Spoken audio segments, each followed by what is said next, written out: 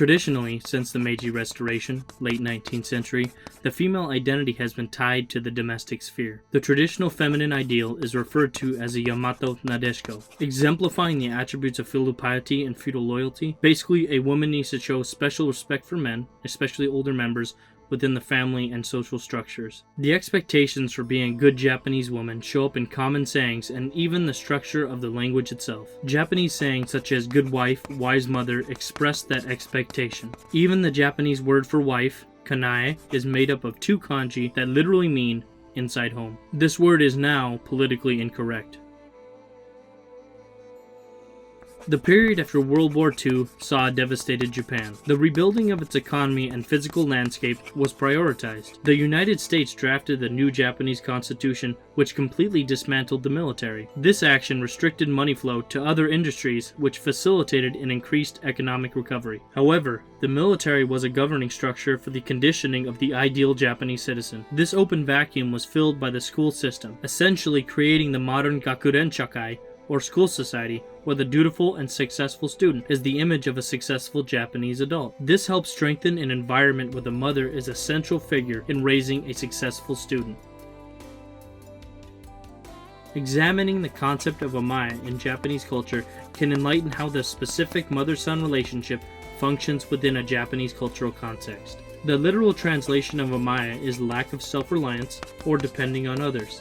A basic understanding of the typical mother-son relationship in Japan is based on the child's dependency to their mother. The child is viewed as an entity fully reliant on their mother. Their identity is manifested in their relationship with their mother, and the mother likewise has her identity manifested in their motherhood. The mother is culturally expected to know and act on every need of a child. The child, in turn, is expected to completely rely on the mother. This is a fusional relationship that, unlike Western concepts, grows instead of declines as the child grows up, a relationship of self-sacrificial interdependence. A typical child in America is expected to seek independence from their mother, where a Japanese child grows interdependence with their mother. This is where we can see the concept of AMAE come into play in both infancy and adulthood. The seeing of self attached to someone else creates the explicit need for dependency on that individual. The bento is an iconic piece of Japanese culture and shows up in anime frequently. The bento usually contains rice, vegetables, and some sort of protein, with the food products inside arranged in an artistic manner. The approach I'm using to analyze the bento is to look at the mother-son relationship and fashion the bento as a symbol. I mentioned the physical elements of the bento in the first few sentences, but ironically, the importance of the bento as a food item is overshadowed by its cultural implications, often referenced in anime.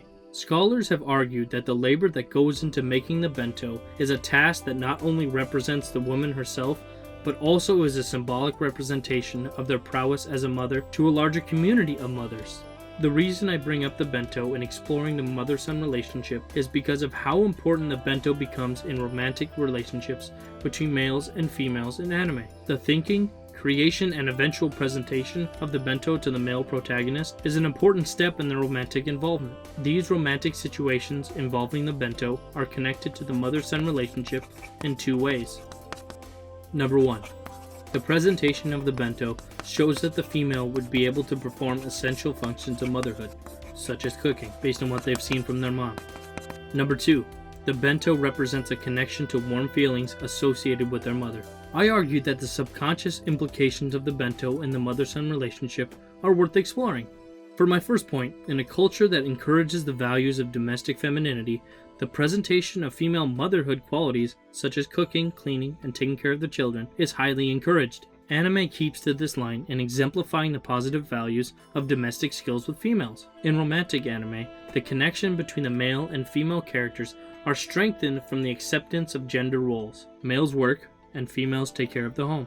This is a broad generalization of anime, I am aware, but if you look at a majority of typical romantic and rom-com anime, it shows up more than you think. For my second point, The bento as a food object is just as closely related to the person who makes it. For a quote-unquote typical Japanese child, the bento is a creation of the mother. The bento has long been a food object connected with the laboring mother. To argue that the implications of the bento have a complete lack of association with the mother is to deny years of psychological connection between bento-mother. The bento is a symbol of the mother, and as such resonates with some level of familiarity, especially when made by a female figure. Psychotherapist Elaine Savage says that familiarity is a big reason people may choose someone like mom or dad as a partner. When you grow up familiar with a certain type of person, you're attracted to that same type of person because it feels comfortable, whether you like it or not. The subconscious comfort found in the female figure that echoes familiarity represents in this case a strong connection with her mother.